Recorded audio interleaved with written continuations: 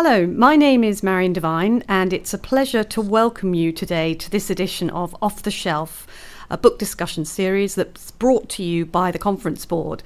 And today I'll be sitting down with Mike Mister, who's co-author with Aaron Singh of How to Lead Smart People, a book that's come out just earlier this year, published by Profile Books. Mike's partner of the Moller Institute at Churchill College, University of Cambridge, and senior fellow with the Conference Board. And Mike is someone who's been working in the area of leadership development, change management for a very long time. So, and he has worked with many leaders across the world.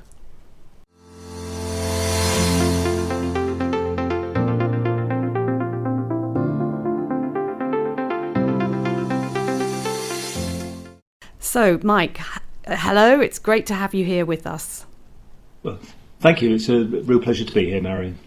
Great. Well, I'm really pleased that we're going to be discussing your book, which personally I have really enjoyed looking at. And just quickly to summarise, it's in three parts. One leading me, one leading the team, one leading the organisation. And it's a selection of topics aimed at people who may have been specialists, knowledge experts, but have got to a point in their career where, perhaps to their surprise, they've found that they are stepping into leadership roles, and that can be something that's quite hard for them. And I know your book has got some very good reviews from people like Adrian Farnham, who's Professor of Psychology at University College London, and he's described the book as really succinct and evidence-based and practical, but also courageous. And so, Mike, why did he say courageous? You know, what led you to write the book? What was the sort of the need out there, and why did it need some courage? I think the short answer is I was meeting a former colleague, a chap I'd worked with 30 odd years ago, and we were just chatting about what we were doing, and he said, "Oh, still the same old stuff. I'm teaching people to set objectives, give feedback, delegate, a whole series of topics." And in a moment of reflection, I just suddenly thought, I'm doing some of that as well.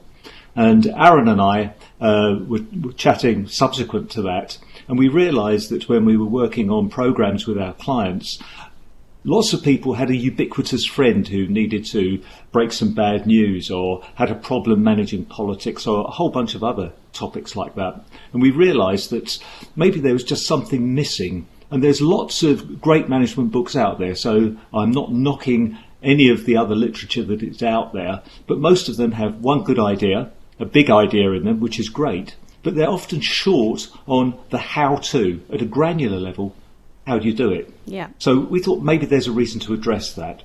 And we then thought, well, if we think about the people we deal with day in and day out, the sorts that you described earlier, we have to draw one of two conclusions. Either these people just don't have the basics, they've never been taught this, or they need something in a hurry to dip into because they're individual contributors who've had little experience of dealing with these things. So we put those two bits together and tried to write something that, as Adrian said, was very practical. And I think he used the word courageous because what we've done is actually put in a whole list of things that says, try this like this, try this like this. So it's a load of suggestions based on our experience. Indeed, and I think we're going to follow today your advice about dipping into the book, and that's exactly what we're going to do. So I think if we just start perhaps with, I think, kind of is perhaps the main focus of the book, which is about leading smart people. And I know that in all the work in the Conference Board that we're doing into the nature of just how the workplace is changing, people are really starting, so much work is now being done through teams, temporary teams, permanent teams, cross-functional teams, virtual teams, you name it. Companies are needing to accelerate the work, respond to customers, and leading teams is really important. And these teams are people who are in themselves very clever people. So it's quite a challenge to bring these skills together, to leverage these skills, and to really get these teams to work. So looking at this section that you've written about leading teams, there are a range of topics. What would you say are some of the most, where would you start? What's the most important sort of quality or trait that a leader needs? I think, as you've already said, that business is a team game. The world is moving too fast. what clients are asking for, whether that's an internal client or an external client, depending on the nature of your business, is more demanding. They want bigger, better solutions. And there's just too much pressure, I think, to try and do stuff on your own. So this is, as you say, it's about bringing the collective wisdom of lots of professionals, smart people together and finding ways of blending that. So crudely, this is a team game. And I think some of the themes that we've seen playing out in this regard, first one, and time and again, it's people having what I call necessary conversations. And typically this is some straight talking. There's been a certain amount of literature over the last couple of years about this, but increasingly we find leaders, for a whole host of reasons that make sense to them, not having the conversations that are needed, whether that's about correcting performance, giving people praise even. These conversations just aren't happening. And so one thing that I think is really important is people being able to have those conversations and be able to do them well. A friend of mine had a lovely quote. He said, "You don't need to enjoy having these conversations, but you do need to be good at them." And I think for me that just sums it up. So one of the key areas, I think, is being able to talk straight and over time build a reputation for being straight talking. And that's not about brutalising people or just being harsh for the sake of it. It's about straight talking in a coherent way. Yeah, and I think something I liked in that was you also talk about the need to listen, having difficult conversations. There's a listening component. There is indeed, and typically what we find with a lot of professionals is a gap in the conversation is simply a cue for them to try and figure out the next question to ask their client, rather than just sitting there and really processing what's going on at an intellectual level, but also an emotional level. Just what am I being told and why am I being told that now in this framework and these sort of words. The listening piece is really important. Yeah. I think Sorry, go on. What else would you point us to? I'd also look at decision making, and I think one of the traits that we often see in professionals and knowledge workers is they want all of the information to make a perfect decision. Of course. The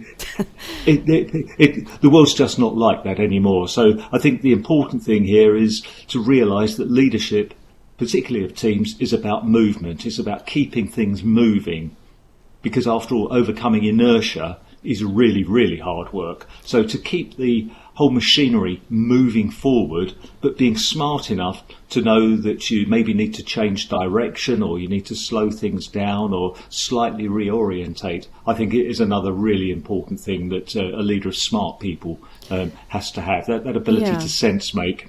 But I mean, I think, again, something we see in the research that we're doing, and people talk about a VUCA environment, not having all the information, being in a very fluid situation, not being able to know if you've even got clarity, all this, wading through uncertainty, ambiguity, that's a tough ask. I mean, that's quite a shift in mindset for someone who's been perhaps a real expert and a knowledge worker. And it is a big ask, but there is something here for the individual to just rise above the day-to-day, to realise that maybe 80% is good enough at this moment in time, and we can build the rest or whatever we need a little bit further down the track. But the important thing is to keep things moving so that you're making progress, because when things slow up or stop, people start to worry. And that's when energy gets diverted inside rather than towards what the project or the piece of work is. And I think, would you say, though, that perhaps, again, the type of person that we're talking about, there could be a real temptation to just put your head down and, and not make those decisions and not particularly exercise leadership? The short answer is yes, and we see it happen time and time again. And it should be no surprise, because for most professionals, they have been rewarded throughout their careers for doing really good work in their area of technical expertise. And they're being asked to do something that's different. But if your history has been, I've been rewarded and acknowledged for doing what I'm good at a personal level, to suddenly realise you've actually got to, A, step up from that, and then also maybe take something that in your mind is a little bit substandard to what you'd ideally deliver. It's a big ask. And also, I think, in the section that you comment about sort of stepping up, there are times when people don't have the formal title of leader. No. And particularly when you're working in professional services, you're working with knowledge workers, this leadership amongst a peer group is a really difficult thing. But for us, and Aaron and I, as we were writing this material, we said, leadership is about stepping up. And this is about, you see that something needs doing. Maybe things could move a little bit faster. Maybe a slight change in direction is needed. Or maybe people are just looking at each other saying, what do we do now? Those are the opportunities when individuals step up. And what we try to find and to suggest is to be alert for those opportunities to make things better for everybody. Yeah. And managing partner I worked with many years ago said that this whole thing was about stepping into a place of ambiguity, being able to function well and staying there longer than anybody else, still functioning. And I think that sort of sums it up. Because some people just choose to step up and lead. Others are prepared to just let others get on with it. And I think the leadership piece here is stepping up when there's the opportunity to do so to make things better for everybody. Right, well, thank you, Mike. We're going to take a short break for some quick announcements, and we will be back in just a minute to continue this really interesting conversation with Mike Minster on his book, How to Lead Smart People. Looking for additional business insights in this subject area and beyond this podcast, go to tcb.org and explore our Human Capital Centre. Uncover a large array of products hosted by the Conference Board in focus areas like diversity and inclusion, talent management, and many others. Products include peer-to-peer networking events, expert briefings, publications, data and analysis, webcasts, videos and blogs. Well, hello and welcome back to our conversation, and I'm here today with Mike Minster, and he's the author with Aaron Singh of his book How to Lead Smart People.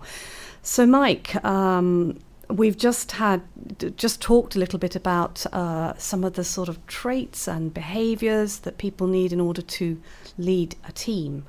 And you've said about, the choice to step up. So, of course, I think this brings us to the individual themselves and the fact that being a leader in these quite difficult, shifting, ambiguous environments is no easy thing, and people actually have to manage their own development here. So this brings us to the section in your book on leading me. And again, out of those sort of list of topics, what would you pull out for us today? I think I'd preface what I'm going to say, Marion, by saying I don't think you can lead other people if your own house is not in order. There are examples of people who do, but there is normally some personal cost to that. So I think there is an issue here which is about resilience, and I think the individual leader, and it's about asking them, are you taking care of yourself? Are you eating right? Are you sleeping? Are you exercising? All of that sort of stuff. And Aaron and I are not medics. We wouldn't profess to delve too deeply into this domain. But we do know that this is important, not just because it's good for you, but because there's lots of people who are looking at you. As a leader, you're a role model. So just what sort of role model are you offering in terms of your personal circumstances? And you mentioned the VUCA environment earlier. The world is only going to keep moving faster and the level of ambiguity going up as far as I can see. So I think there is something here about taking care of self so that you're personally equipped. And that's not just on the physical side, but I think that's about ongoing personal development, staying abreast of your game, but also being aware of what it means to be a leader in this environment. And again, if I would just throw a quick quote in, a leader I worked with, a very effective, very successful leader, had a lovely expression. He said, not all readers are leaders, but all leaders are readers. And I think there is something here for me about the successful people I've worked with read a lot. They were constantly on the lookout for new information, new ideas, new thoughts to bring into the mix of what they were doing in their formal role. I like what you're saying about this thing of being a role leader, because something that we've seen here is as companies are getting flatter, there isn't anywhere to hide. Leaders are highly visible, and if you're getting less hierarchy, less titles, then someone as a leader, it becomes obvious if they are a good leader because they are very visible. And I think in this section you had something that I found intriguing about being an energy radiator. Can you tell me a little bit more about that? Yeah, it's quite a shock to some people when we say to them in the sessions we run, actually, you're really nice people, your table manners are great, we've had coffee together and chatted, but actually you're not important. What's really important is the people who are following you. You can't lead unless people are following you. And so this gets to the question around how do you build what we call, and there's again increasing literature growing around psychological safety. And so the idea here is if somebody comes in to see you, what's that experience like? And so how do I experience being in a room with you? And then, without wishing to go into sort of too sophisticated a plane, how do I experience myself when I'm experiencing you? So if I get summons to your office or a meeting with you, as I go through the door, is this something that fills me with dread and fear and worry? Or is this something that is an uplifting experience, so that I just feel completely enthused as I come out? So the question we tend to ask people is, are you an energy sink or are you an energy radiator? Do you drain the life force out of your people, or do you send them away enthused and feeling great and full of possibilities? And I think at one level it's as simple as that. This idea of psychological safety, so that people can open up as well and share some of what they're feeling. That's half-thought concern about something that's happening in the team. Are they prepared to actually raise that, to be able to share with you the concerns or the worries and the little insights that may just lead you to a better solution? Or are they going to keep it to themselves because actually nobody pays any attention to me around here anyway? And I think this brings us quite nicely into the final section of your book, which is leading the organisation. Because as we talk about being a generator of energy and psychological safety, when we're starting to talk about the workplace culture, we're starting to talk about inclusion, and there's so much good research in the importance of inclusion, psychological safety, where people can speak up, express their ideas, etc. So tell us a little bit about what leading the organisation is like in today's context for the type of professionals that we're focusing on. I think the first piece is the use of power, and leadership at one level is about the use of power. And so politics often comes up where people are struggling with the internal organisational dynamics. And politics is usually mentioned in pretty pejorative terms. But if you think about it coldly, where you've got an uneven distribution of power in the organisation and competing interests over a finite set of resources, you've actually got a political system at work. So the reality here is you need to get over it. But how do you access a certain amount of influence and then use that for the good of the institution at large, versus using it for your own narrow interests? The powerful leaders, the strong guys, are the ones who actually take that leadership view that their people and the institution are much more important than self. And what they do is they tend to work at an institutional level in that regard. I think that's one part. The second part, and you mentioned inclusion, I think the diversity and inclusiveness debate has been won. Yes. Nobody, I don't think, with any sense, is arguing that diversity is not a good thing. So diversity is only half of this, though, because if you've got a diverse group together, how do you make them all feel included? We know that diverse teams can deliver better results. So how do you make it okay for people to express their fears and concerns, for those who are not used to speaking up, to be encouraged in a way that doesn't put them in a place that's really feeling awkward and uncomfortable for them? And this takes us back into this idea of psychological safety that I mentioned a few minutes ago. Yes, absolutely. Well, we're coming to the end now of our time together, and just briefly, really, I think it's time to really turn the tables and ask you, Mike, in terms of your own reading picks. It's really interesting to ask our authors. What are you reading at the moment? Okay, well, I usually have 2 or 3 books on the go at any one time. So I've just finished Darkest Hour by Anthony McCartan, which is the story of when Churchill took over the government during the period 1939-45. I've just started Yuval Harari's Sapiens, and I'm halfway through Bean Counters by Richard Brooks, the latter being a very interesting commentary on the accounting industry. And as I spent 20 odd years in that, just getting an external's view on that is kind of eye-opening and worrying at the same time. And I think you said to me as well that you rather like medieval history. Yes, yeah. Yeah, and you must see some interesting parallels sometimes between, that sort of emerging, political chaos and change in medieval times and some of the things we're seeing today, really. Yes, absolutely. And a great read on that I've currently got underway is Christopher Tyerman's God's War, which is 900 pages of fairly heavy-duty history. But what it does is it tracks the crusading period, and it explains the history and the politics, which is actually much more interesting than listening to stories about battles and why fortifications were built. Yes. As we go forward, yeah.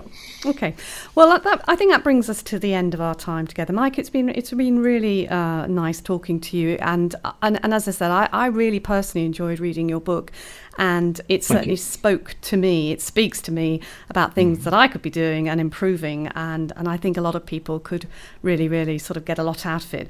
So, and I'd just like to say thank you very much for being with us today.